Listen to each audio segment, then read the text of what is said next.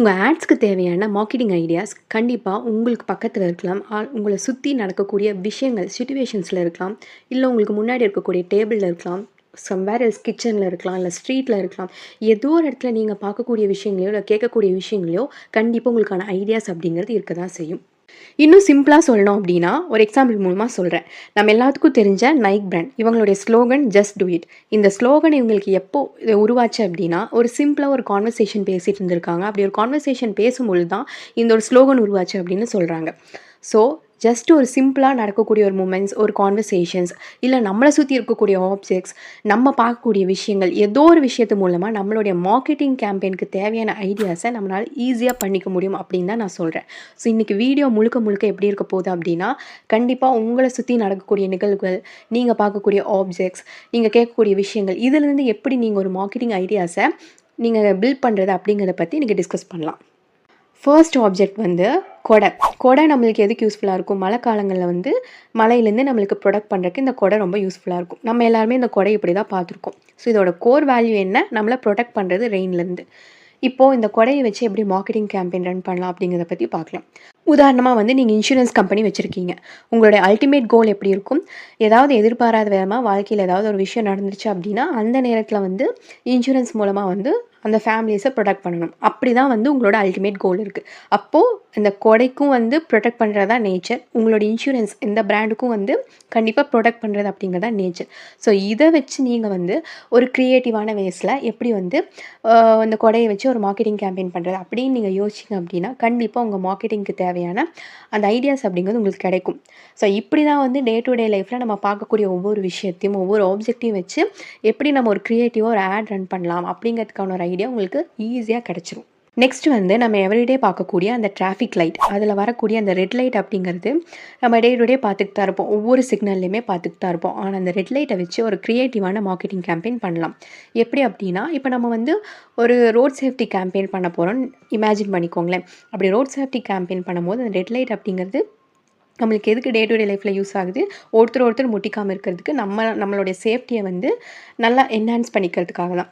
So அந்த red light போட்டோன்னே நம்ம நின்றுவோம்.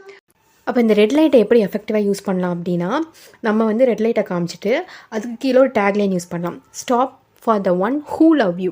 அப்போ இது என்ன இந்த லைன் சொல்ல வருது அப்படின்னா, உங்களுக்கு பிடிச்சவங்களுக்காகவாவது நீங்கள் நின்று போங்க, பொறுமையாக போங்க, உங்களை நீங்கள் பாதுகாத்துக்கோங்க அப்படிங்கிற அந்த வார்த்தை தான். இதை நீங்கள் எந்த லாங்குவேஜஸில் வேணாலும் யூஸ் பண்ணிக்கலாம். உங்களோட அந்த லோக்கல் லாங்குவேஜஸில் யூஸ் பண்ணிக்கலாம். ஸோ இந்த மாதிரி தான் ஒரு க்ரியேட்டிவான கேம்பெயின் பண்ணணும். ஸோ இப்படி நம்ம இந்த க்ரியேட்டிவ் கேம்பெயின் பண்ணும்பொழுது கண்டிப்பாக ஒரு ரெட் லைட்டை பார்த்துட்டு அதுக்கு கீழே இருக்கக்கூடிய மெசேஜஸ், அந்த விஷுவல்ஸ் இதெல்லாம் பார்க்கும்பொழுது அதை பார்க்கக்கூடிய ஆடியன்ஸ்க்கு கண்டிப்பாக ஒரு எமோஷனல் கனெக்ஷன்ஸ் ஏற்படும். அந்த எமோஷனல் கனெக்ஷன்ஸ் ஏற்பட்டுச்சுனாலே நம்ம என்ன விஷயம் சொல்ல வரோம் அப்படிங்கிறது அவங்களுக்கு ஆள் மனசில் புரிய ஆரம்பிச்சிடும். நெக்ஸ்ட் எக்ஸாம்பிள் இப்போ உங்கள் முன்னாடி ஒரு டேபிள் இருக்குது. அந்த டேபிளில் ஜூஸ் கொட்டிடுச்சு. இந்த ஜூஸ் கொட்டினதை வச்சு கூட நம்மளால் ஒரு ஆட் க்ரியேட் பண்ண முடியும். எப்படி அப்படின்னா, இப்போ நீங்கள் ஒரு க்ளீனிங் பிராண்டாக இருக்கீங்கன்னு வச்சுக்கோங்களேன். அப்போ க்ளீனிங் பிராண்டாக இருந்தீங்க அப்படின்னா உங்கள் ஆடில் அந்த ஜூஸ் கொட்டிடுச்சு. கொட்டினோடனே அது அந்த ஃபேமிலியில் ஒரு லேடி இருக்காங்க. அந்த லேடிக்கு எப்படி இருக்கும் அப்படின்னா, டக்குன்னு பார்த்தோன்னே ஐயோ இது கொட்டிடுச்சு அப்படின்னு துடைக்கணும் அப்படிங்கிற அந்த ஒரு மைண்டில் இருக்காங்க. ஸோ அந்த நேரத்தில் உங்கள் ப்ராடக்டை காமிச்சு உங்கள் ப்ராடக்ட் மூலமாக எப்படி எஃபர்ட்லெஸ்ஸாக அந்த கொட்டின விஷயத்தை ஈஸியாக துடைக்க முடியும் அப்படிங்கிறத நம்ம காமிக்கணும். ஸோ இப்படி டே டு டே நம்ம நடக்கக்கூடிய அந்த எவ்ரிடே மூமெண்ட்ஸ் மூலமாக எப்படி க்ரியேட்டிவாக ஒரு ஆட் ரன் பண்ணுறது, க்ரியேட் பண்ணுறது அப்படிங்கிறத நம்ம இந்த ஆட் மூலமாக நம்ம கற்றுக்குறோம். இப்போது இது ஒரு நெகட்டிவான ஒரு சினாரியோ தான். ஒரு ஜூஸ் கொட்டிடுச்சு, ஒரு நெகட்டிவான எக்ஸ்பீரியன்ஸை, அந்த நெகட்டிவான எக்ஸ்பீரியன்ஸையே எப்படி நம்மளுக்கு ஏற்ற மாதிரி ஒரு ரிலேட்டபிளாக ஆட் நம்ம ரன் பண்ணிக்க முடியும் அப்படிங்கிறதுக்கான ஒரு பர்ஃபெக்ட் எக்ஸாம்பிள் தான் இது. இப்போ நான் சொல்லிட்டேன், இந்த நம்ம சுற்றி இருக்கக்கூடிய ஆப்ஜெக்ட்ஸோ இல்லை சுற்றி நடக்கக்கூடிய விஷயங்களோ இன்சிடெண்ட்டோ இது எல்லாத்தையும் வச்சு நம்ம ஒரு ஆட் ரன் பண்ணலாம் அப்படின்னு சொல்லியாச்சு. ஆனால் இது எப்படி இம்ப்ளிமெண்ட் பண்ணுறது அப்படிங்கிறத பற்றி பார்க்கலாம். முதல் பாயிண்ட் உங்களை சுற்றி இருக்கக்கூடிய ஆப்ஜெக்ட்ஸ், நடக்கக்கூடிய இன்சிடெண்ட் அண்ட் எல்லா சிச்சுவேஷன்ஸுமே அப்சர்வ் பண்ணுங்கள். ஜஸ்ட் அப்சர்வ் பண்ணிகிட்டே இருங்க. என்ன நடக்குது, நம்மளை சுற்றி என்ன இருக்குது, இது எல்லாத்தையுமே நீங்கள் ஜஸ்ட் அப்சர்வ் மட்டும் பண்ணுங்கள். அண்ட் செகண்ட் ஸ்டெப் நீங்கள் என்ன விஷயத்தை அப்சர்வ் பண்ணிங்களோ இல்லை என்ன உங்களை சுற்றி நடந்துச்சோ அந்த விஷயங்களெல்லாம் நீங்கள் ஜஸ்ட்டு அதை பற்றி நீங்கள் திங்க் பண்ணிகிட்டே இருங்க. அது எப்படி நம்ம டிஃப்ரெண்ட்டாக இன்னோவேட்டிவாக கொண்டு வருது அப்படிங்கிறத நீங்கள் திங்க் பண்ணிகிட்டே இருக்க உங்கள் மைண்ட் அப்படிங்கிறது ஆட்டோமேட்டிக்காக அதுக்கான ஐடியாஸ் அப்படிங்கிறது கொண்டு வந்துடும்.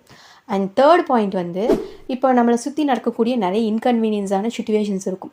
அந்த மாதிரியான சுச்சுவேஷன்ஸ் எல்லாம் வந்து நீங்கள் பயன்படுத்திக்கோங்க. அந்த சுச்சுவேஷன்ஸை வந்து உங்களுக்கான ஆப்பர்ச்சுனிட்டிஸாக நீங்கள் பயன்படுத்திக்கிட்டு அதிலிருந்து உங்கள் பிராண்டை வந்து எப்படி நீங்கள் இனியும் வந்து முன்னுக்கு கொண்டு போகிறது அப்படிங்கிறத பற்றி நீங்கள் யோசிக்கணும்.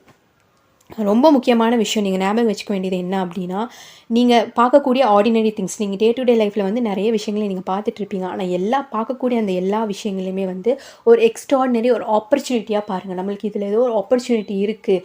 நம்ம பார்க்கக்கூடிய விஷயங்கள், நம்ம சுற்றி நடக்கக்கூடிய ஒவ்வொரு இன்சிடெண்ட் அண்ட் சுற்றி நடக்கக்கூடிய அந்த மூமெண்ட்ஸ், இது எல்லாத்துலேயுமே வந்து நம்ம ஒரு ஆப்பர்ச்சுனிட்டியை க்ரியேட் பண்ணிக்கலாம் அப்படிங்கிறத பற்றி பாருங்கள். நான் எனக்கு தெரிஞ்ச விஷயத்தை பற்றி இன்றைக்கி நான் ஷேர் பண்ணிட்டேன். இப்போ உங்கள் டர்ன். உங்களை சுற்றி நடக்கக்கூடிய விஷயங்கள் அண்ட் நீங்கள் பார்க்கக்கூடிய ஆப்ஜெக்ட்ஸ் அண்ட் அந்த சுச்சுவேஷன்ஸ், இது எல்லாத்தையும் வச்சு உங்களுக்கு என்னென்ன மாதிரியான இன்ஸ்பைரிங்கான ஐடியாஸ் தோணுது அப்படிங்கிறத கமெண்ட் பண்ணுங்கள். மேபி வந்து நீங்கள் பார்க்கக்கூடிய விஷயங்கள், இந்த ஆப்ஜெக்ட்ஸ், இது எல்லாமே வந்து உங்கள் பிராண்ட்கான ஒரு வைரல் கேம்பெயின் க்ரியேட் பண்ணுறதுக்கான ஒரு ஐடியாவாக கூட இருக்கலாம். ஸோ கண்டிப்பாக இந்த மாதிரியான மார்க்கெட்டிங் ஸ்ட்ராட்டஜிஸ்க்கு நம்ம சேனலை மறக்காமல் சப்ஸ்கிரைப் பண்ணிக்கோங்க. கண்டிப்பாக நீங்கள் சப்ஸ்கிரைப் பண்ணுறது மூலமாக உங்களுக்கு ஒரு யூஸ்ஃபுல்லான ஒரு அப்டேட் கிடைக்கும்.